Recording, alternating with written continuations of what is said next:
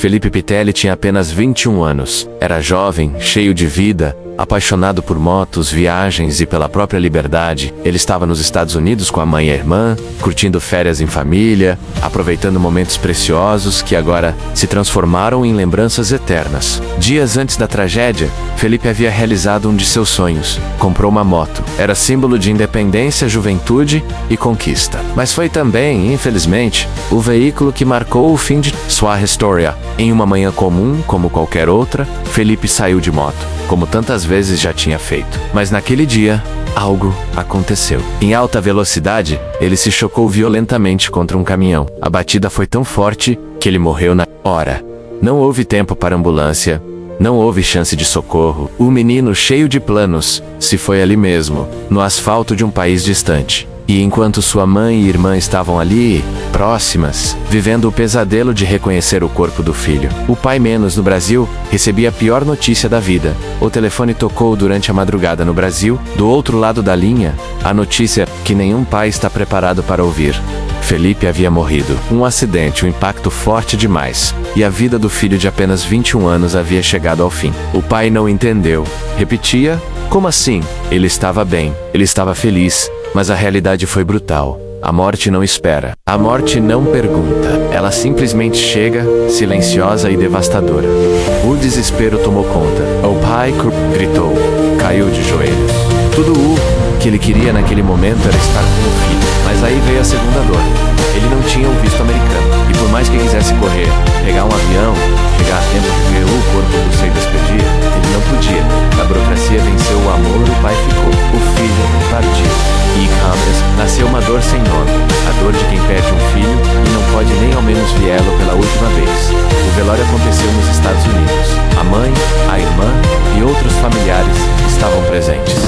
A igreja ficou em silêncio. As músicas que Felipe gostava tocaram baixinho, tentando consolar corações que estavam em pedaços. Amigos, membros da igreja, conhecidos da comunidade, todos apareceram para se despedir. O corpo de Felipe, dentro do caixão, parecia tranquilo, sereno, mas o vazio ao redor gritava. A ausência do pai era quase palpável. Todos sabiam que faltava alguém. Todos sentiam a dor dele, mesmo sem vê-lo ali. O olhar da mãe era de cansaço. A irmã não conseguia conter as lágrimas. O pastor que conduziu a cerimônia tentou, com palavras de fé, trazer algum alívio, alguma paz, mas não havia nada que pudesse preencher o buraco deixado por uma despedida incompleta. E enquanto o corpo era velado, do outro lado do mundo, um pai chorava sozinho, com um coração em pedaços e os braços vazios. Perder um filho já é insuportável, mas perder e não poder enterrar, não poder ver, não poder tocar, é desumano. O pai de Felipe ficou no Brasil, viu as fotos, recebeu vídeos, escutou relatos, mas não viveu o momento. E isso o destruiu por dentro. Ele ainda não sabe se vai conseguir seguir, ainda não acredita que o filho realmente se foi, porque tudo o que viveu foi uma ausência, uma ligação, uma notícia e depois o silêncio. Não teve aeroporto, não teve abraço, não teve caixão, teve apenas um vazio profundo, impossível de preencher. Ele senta na cama do filho todos os dias, olha os objetos, vê as roupas ainda no armário, mas o filho já não está mais ali? E o que restou foi uma pergunta que ecoa sem resposta. Por que ele não pôde estar com o filho naquele último momento? Felipe cresceu em um lar cristão, frequentando igrejas, participando de cultos, tocando o coração de muitas pessoas. A fé sempre foi parte da sua vida menos e da vida da família. Mas mesmo para quem tem fé, a dor chega com força. Ami tenta se apoiar em Deus, a irmã se pergunta por quê, e o pai? O pai tenta orar, mas não consegue. Sua oração virou choro, suas palavras viraram soluços. E a pergunta não cala. Por que Deus levou meu filho? Por que eu não pude me despedir? A fé está ali, ainda existe, mas ela está machucada. Ainda pulsa, mas pulsa fraca. Como um coração cansado de tentar entender o que não tem explicação. No Brasil, a igreja que Felipe frequentava já prepara uma homenagem. Será uma cerimônia para amigos, parentes, irmãos de fé. Um momento para o pai, finalmente, chorar cercado de pessoas. Não será um velório, mas será uma forma de fechar esse ciclo de dor. Uma maneira de dizer adeus, Mesmo que com atraso, o pai poderá ver as fotos, ouvir as músicas que Felipe amava, abraçar pessoas que também sentem a ausência. Ele terá um momento para sentir que, mesmo distante, ainda é possível se despedir. Ainda é possível honrar a memória do filho. Ainda há espaço para lágrimas que não foram choradas.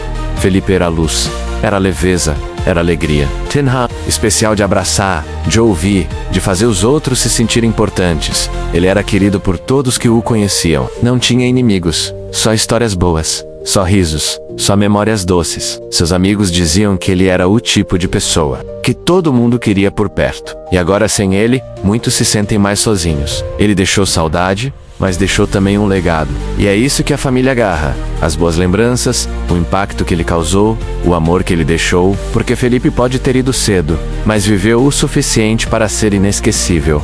A moto foi um sonho realizado, mas também foi o instrumento do fim. Felipe gostava de velocidade, como tantos jovens. Sentia liberdade ao pilotar. Era experiente, cuidadoso, mas naquele dia, algo saiu do controle. Alta velocidade, um caminhão. Segundo.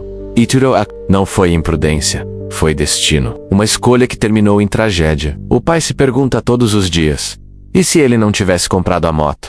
E se tivesse saído 5 minutos depois? Mas essas perguntas não têm resposta.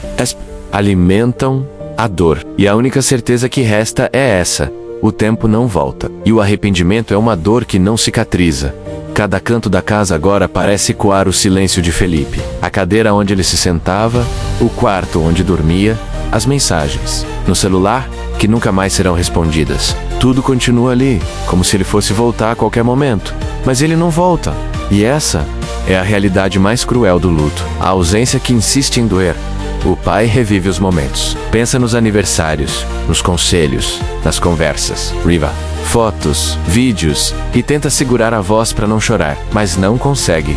A dor vem com tudo, porque a saudade de um filho não é uma saudade comum. É uma saudade que mora no sangue, no coração, na alma. Mesmo com a distância, mesmo sem o velório, mesmo sem a despedida, o pai de Felipe continua sendo pai, continua amando com a mesma intensidade.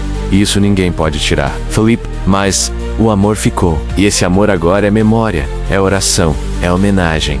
A dor um dia pode amenizar, mas o amor nunca vai acabar. Felipe será lembrado em cada reunião de família, em cada culto, em cada moto que passar na rua. E o pai, mesmo em silêncio, continuará dizendo: eu te amo, meu filho, mesmo sem te ver mais, mesmo sem ter me despedido. Eu te amo. Não é natural uma mãe enterrar um filho. Não é natural uma avó enterrar um neto. Não é natural uma bisavó que também está escutando esse culto enterrar um bisneto. Mas nós que somos crentes em Deus, nós não vivemos o natural. Nós vivemos sobrenatural.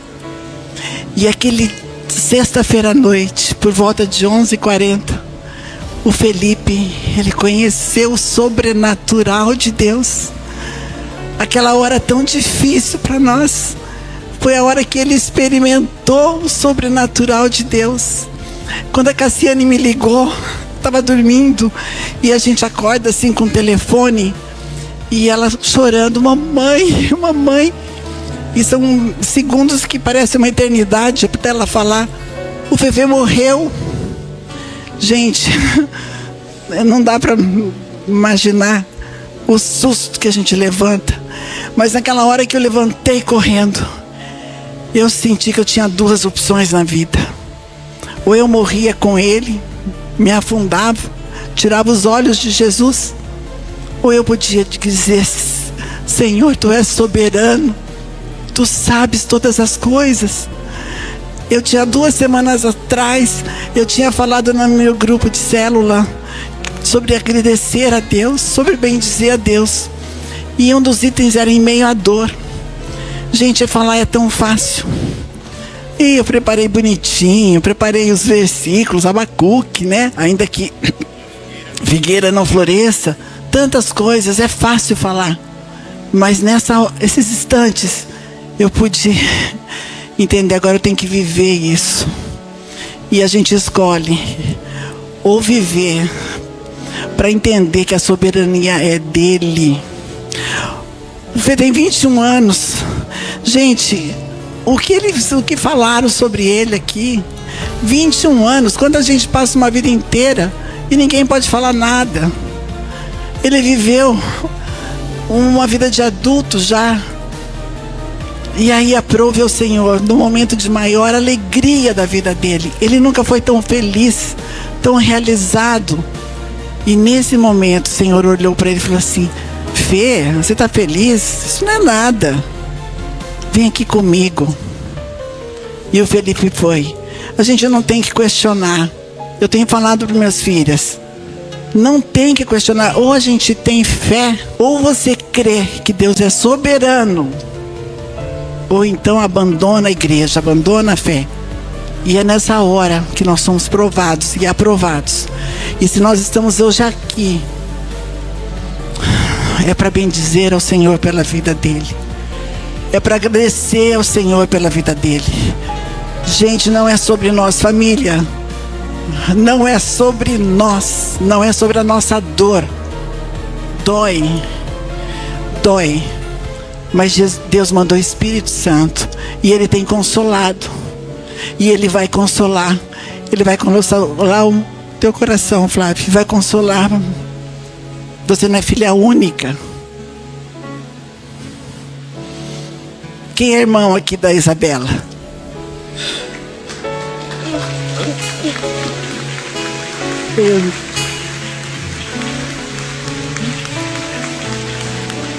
Ela não está sozinha. Então hoje é dia, nada sobre nós, nada sobre a família, nada sobre os amigos. Hoje é sobre o Felipe. Hoje é sobre o Senhor. É o dia de ação de graças pela vida dele. Então eu escrevi com muita dor no coração um versículo que a minha avó falou quando ela fechou 2 vezes o caixão dos seus filhos. Um com 26, um acidente, e outro com 29. E ela abaixou quietinha e falou assim: Deus deu, Deus o levou. Bendito seja o nome do Senhor. Bendito seja o nome do Senhor. Amém.